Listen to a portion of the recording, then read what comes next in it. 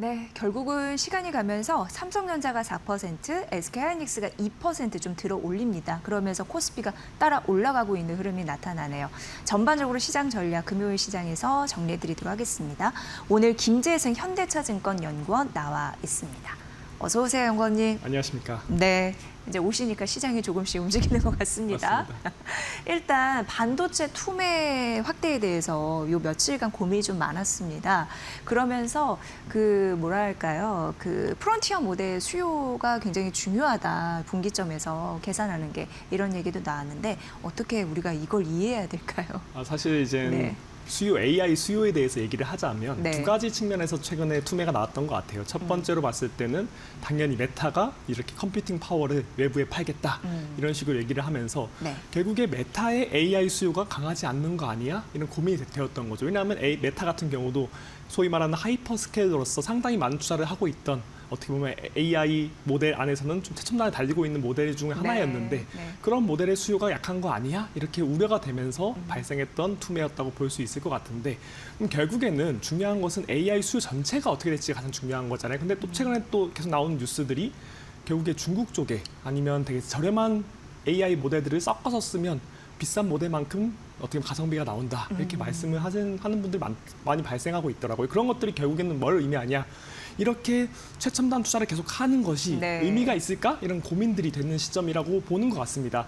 하지만 사실 이렇게 저도 말씀드리는 포인트는 뭐냐면 AI 수요 전체적으로 꺾이는 게 아니라 이런 최첨단 모델에 대해서 너무 비싸다 보니까 조금은 저렴한 것들을 찾아가는 것들의 과정은 결국에 AI 수요가 그만큼 폭발적으로 증가하는데 너무 비싸다 보니까 이제 좀 싼 거를 하는, 어떻게 보면 찾아보는 거죠. 다양한 방법들을, 어떻게 보면 우리가 너무 비싼 것들을 다 사용할 수 없으니까 저렴한 것들을 찾아보는 모습들, 이런 것들은 AI 수요가 강하기 때문에 발생하는 거라고 저는 생각하고 있는 거고, 오히려 그렇기 때문에 모델을 찾는 거라는 거죠. 수요가 있는데. 수요가 너무 강하니까 예. 너무 비싼 거를 아닌 방법을 찾아보는 방식들, 이렇게 발생한다고 보고 있기 때문에 AI 수요 자체는 진짜다. 하지만 어떤 모델을 사용할지는 조금씩 소비자들이 바뀌고 있는 모습들이 보이는 것 같다 정도로 해석하시면 될 것 같고, 그렇기 때문에 우리 반도체, 메모리 반도체 같은 경우는 결국에는 이런 AI 전체적인 수요가 자체가 가장 중요한 포인트이기 때문에, 물론 가장 투자를 많이 하는 쪽은 최첨단 모델을 하는 메타, 소위 말하는 하이퍼스케일러죠. 네. 그쪽의 모델이 수요가 줄어들 수 있다는 우려 자체가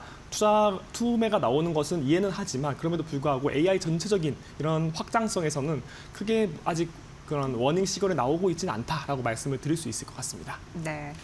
우리가 이번 주 내내 좀 소가리를 했던 이유는 뭐 저번에도 마찬가지였습니다. 뭐 사이드카가 올해 들어서 30번 발동을 했더라고요. 2028년도에 연간 그 수치를 훨씬 넘어서는 그런 수치인데, 이거 봤을 때 변동성이거든요. 근데 레버리지 ETF가 그 영향을 촉발했다라고 하면서 금융 당국도 이제는 예의주시하는 그런 모습을 보여주고 있는데, 연구원님 어떻게 생각하세요? 사실 두 가지 측면에서 변동성이 컸다고 보고 있는 게, 첫 번째로는 당연한 것이지만 이제 두 종목의 비중이 50% 넘어가니까 네. 종목처럼밖에 움직일 수밖에 없는 거죠. 삼전 닉스. 예, 삼전 닉스가 너무 커지다 보니까 지수의 반이 삼전 닉스인 상황에서, 이게 또 다른 업종이 아니잖아요. 똑같은 반도체를 하는 사실상 맞습니다. 하나의 기업이라고 보시면 될 것 같고, 네. 이 하나의 어떻게 보면 반도체라는 기업들이 이제 50% 차지하는 상황에서는 당연히 변동성이 미국 증시나 다른 증시보다 커질 수밖에 없다라고 보시면 될 것 같아요. 네. 그것의 특징이, 대만 증시를 보면 대만 증시도 상당히 변동성이 큽니다.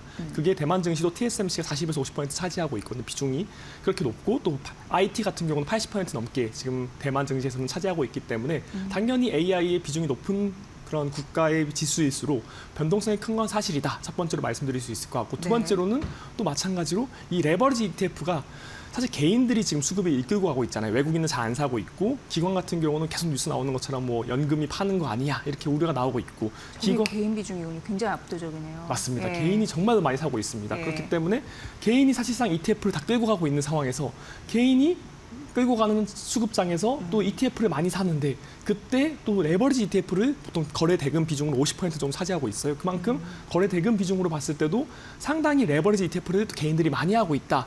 그냥 개인 수급장에서 나올 수밖에 없는 특징이라고 저는 보고 있습니다. 그렇기 때문에 이런 것들이 결국에 변동성을 더 키우는 요소로 작용을 하고 있다. 그러니까 우리가 외국인, 기관이 들어오기 쉽지 않은 장에서는 개인이 끌고 가는 장이 맞는데, 이 개인이 끌고 가는 장에서는 변동성이 레버리지 ETF를 많이 하다 보니까 클 네. 수밖에 없다라고 저도 보고 있고, 이 변동성을 즐기면서 투자를 하는 것이 맞다라고 보고 있는데, 그러면 어떻게 해야 되냐? 결국에 저가 매수로 대응을 하셔야지 막 올라갈 때 계속 사고 이러면 당연히 또 변동성이 크다 보니까 막 심적으로 힘들 때가 있어요. 그러니까 네. 떨어지고 있으면 아 내가 너무 잘못 샀나 이렇게 고민할 수 있잖아요. 그렇기 때문에 변동성이 큰 장이기 때문에 정말로 전적으로 저가 매수로 대응하셔야 되지 투매 아니면 추매 아니면 모멘텀 이런 식으로 대응하시면 상당히 마음적으로 힘들 수 있는 장이다라고 말씀드리고 있습니다. 네. 그러니까 어떻게 보면 총알을 좀 아끼면서 이렇게 증시가 급락하면서 발작했을 때 그때 오히려 매수의 기회로 활용해 보는 거. 그게 좀 전략적으로 유리하지 않을까. 예, 그렇게 좀 말씀을 해주셨습니다.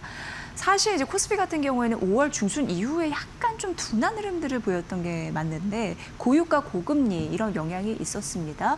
근데 이제 고용 지표 발표가 또 중요했잖아요. 근데 예상보다는 굉장히 나쁘더라고요. 그래서 금리 인상에 대한 가능성 좀 주저앉았나 이런 생각도 드는데 어떻게 보십니까? 저도 뭐 동의하는 바입니다. 네. 결국에는 고용 지표, 미국은 연준은 두 가지를 보잖아요. 물가와 고용 이 두 가지의 고를 같이 가져가는 조직인데 우리나라 같은 경우는 한국은행 같은 경우는 뭐 물가를 집중적으로 보는 그런 중앙은행인데 연준 같은 경우는 물가와 고용 두 가지를 다 달성하기 위한 조직입니다. 그렇기 때문에 고용이 안 좋으면 연준은 또 대응을 할 수밖에 없다라고 볼 네. 수밖에 없고 결국에 최근에 나오는 모습들이 유가는 정말로 많이 떨어졌습니다. 70불 언더로 내려왔죠. 지금 WTI 같은 경우는 70불 밑으로 내려왔는데 금리가 안 떨어지고 있는 게 지금 이슈인 것 같아요. 네. 죄송합니다.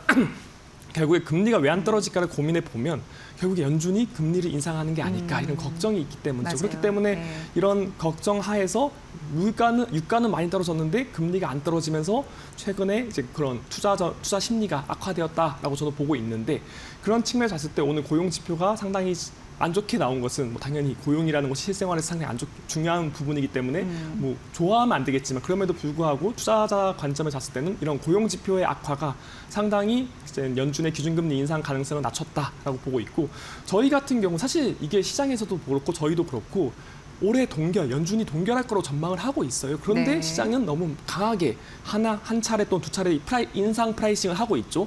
그런 것들이 이미 괴리를 발생하고 있기 때문에 저는 동결만 하더라도 인하 효과를 발생할 수 있다고 저는 보고 있거든요. 왜냐하면 인상을 다 전망하고 있는 상황에서 인상을 안 하는 것 자체가 인하 효과와 마찬가지라고 보고 있기 때문에 저 같은 경우도 그렇고 기본적으로 이런 고용 지표도 안 좋고 물가도 결국 유가 하락에 따라서 같이 떨어질 거기 때문에 올해 동결할 것 같다라는 생각이 더 강해졌다고 보시면 될 것 같고 네. 그렇기 때문에 현재 한 차례 인상을 연준이 하고 있는 것을 프라이싱하고 있기 때문에 그런 것들은 과도하다. 오히려 완화되면서 좀 더 시장의 투자 심리가 살아날 수 있는 요소인 것 같다라고 보고 있습니다. 네. 간밤에 뉴욕 증시 같은 경우에는 반도체 팔아 그리고 그동안 소외됐던 대로 가자 그러면서 제약 그리고 필수 소비재 뭐 예를 들어서 또 뭐가 있으려나 유틸리티 이쪽으로 좀 매수가 몰렸거든요.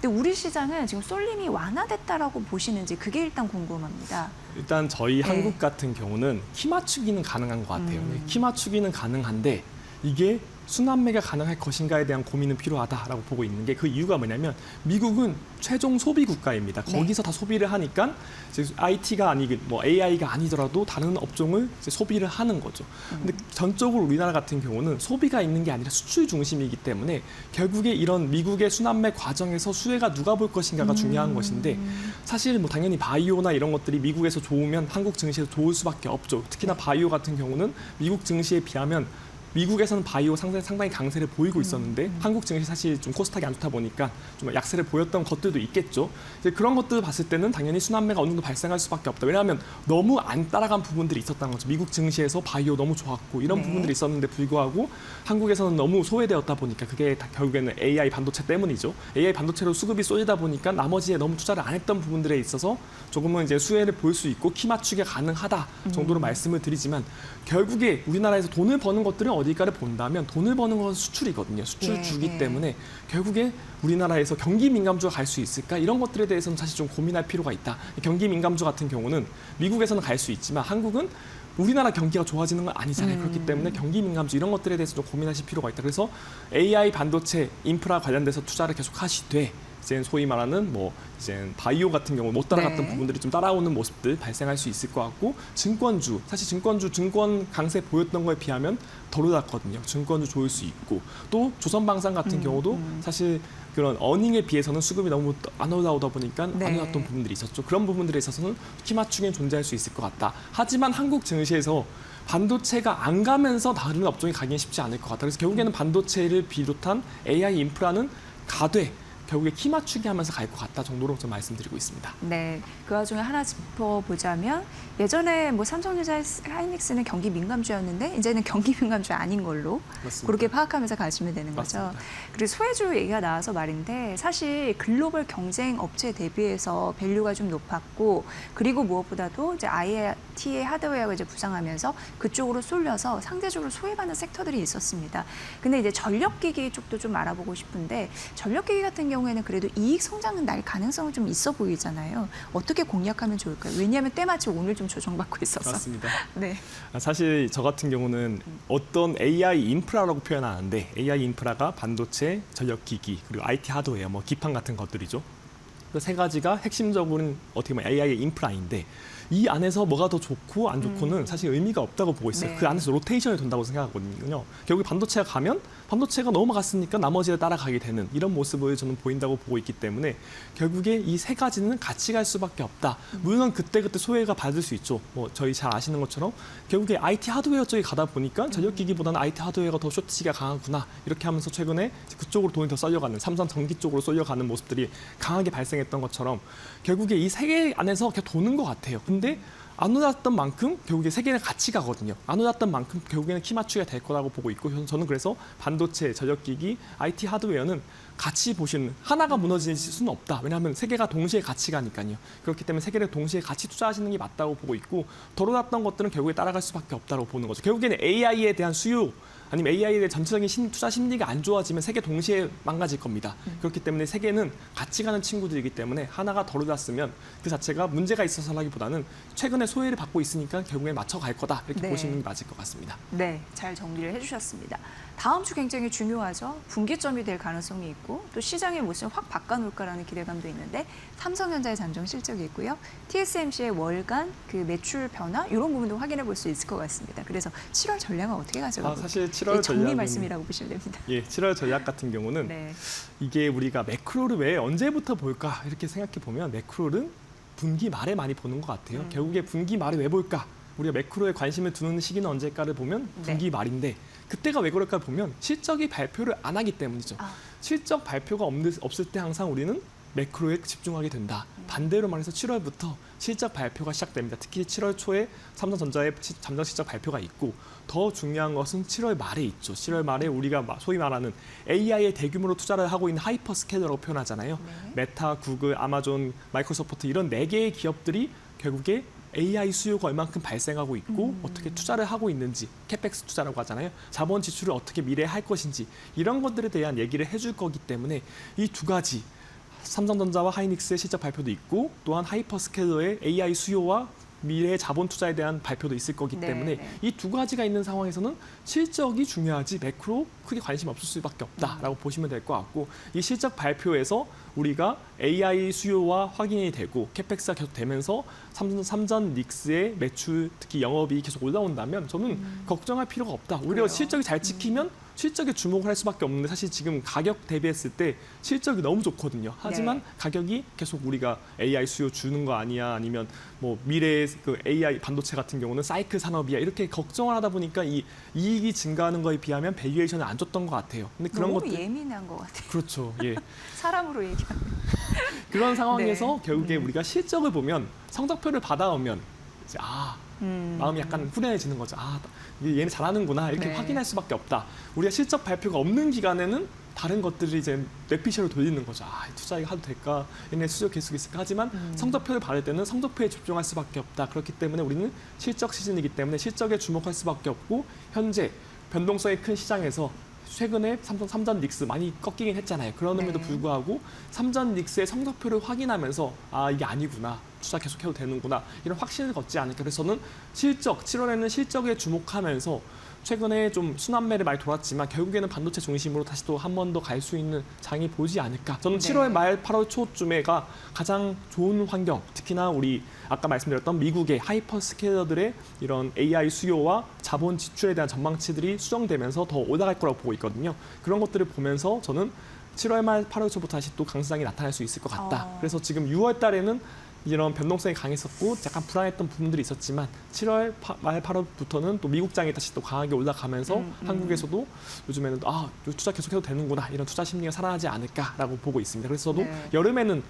더 지금 가격이 내려왔기 때문에 여름에는 좀 더 투자를 하시기 좋은 환경이지 않을까라고 보고 있고 좀 더 특히 저는 7,500에서 8,000 사이를 정말로 저점 매수의 기회로 삼는다 이렇게 보통 보고 있었거든요. 그런 것들을 고려했을 때 현재 레벨 상당히 매력적이다. 그렇게 저도 지금 실적을 가정한다면 확실히 매력적인 상황이기 때문에 이런 수급적으로 뭐 여러 가지 변동성 이슈들이 있었으니까요. 그런 것들로 인해서 약세를 보였던 것들에 대해서는 저가 매수 기회로 삼으셔야 되지 않을까라고 보고 있고 그래서 저도 반도체, AI 인프라 중심, 아까 말씀드렸던 반도체, 전력기기, IT 하드웨어를 중심으로 투자하시되 또 증시가 좋으면 같이 가는 친구들이 있거든요. 네. 부의 효과 친구들이라고 하는데 저는 부의 효과 친구들. 주식으로 돈을 많이 버니까 가는 애들, 같이 가는 증권주 또 백화점주 이런 것들은 또 부의 효과라고 보고 있기 때문에 이런 애들도 AI와 함께 가요. 결국에는 끄트머리에 가면 순서가 다를 뿐이지 같이 갈 수밖에 없다. 그래서 저도 네. 이 부의 효과 친구들도 같이 담아주시고 그런 과정에서 사실 우리가 AI로만 투자를 했다가 나중에 깨지면 같이 깨지잖아요. 지금 고생 많이 하셨잖아요. 그렇기 때문에 이런 고생할 때를 대비해서 해지 전략이라고 표현할 수 있는 거죠. 이것을 우리가 너무 포트폴리오를 AI에 담아놓지 말고 다른 것들 가져가셔야 되는데 그런 것들은 결국에 저는 방산업종은 계속 보셔야 되는데 특히나 방산업종이 전쟁이 끝나다 보니 좀 저렴해졌잖아요. 그런 네, 것들을 네. 봤을 때 방산업종을 계속 보셔야 된다고 보고 있고 국내 증시를 좀 벗어나서 봤을 때는 반도체가 만약에 조정이 온다면 가장 수혜를 받는 것이 어딜까? M7이라고 보고 있거든요. 그래서 미국 증시까지 함께 포함한다는 이런 AI를 해지할 수 있는 전략으로서 미국 증시의 M7 아니면 나스닥 100 같은 경우를 좀 투자해 놓으시는 것들이 이런 AI에 몰빵한 투자는 너무 위험할 수 있으니까 그런 것들을 포트폴리오 약간 차원에서 분산 투자 차원에서는 이제 방산이나 이런 나스닥 100 아니면 M7 같은 것들을 미국 주식에 투자하시는 것들까지 말씀을 드릴 수 있을 것 같습니다. 네. 이렇게 말 들어보니까 최근 이제 의기소침해져 있었는데 그럴 필요가 없구나 뭐 이런 생각이 들었습니다. 조금 더 지나면 이제 매우 무더워질 텐데 그 증시는 또 불장해될 가능성이 있으니까 그때 시원하게 날려면 지금 또 잘 또 전략적으로 선택하는 그런 지혜를 발휘해 봐야 되겠네요. 자, 오늘 김재생 현대차증권 연구원과 함께 시장 풀이해봤고요.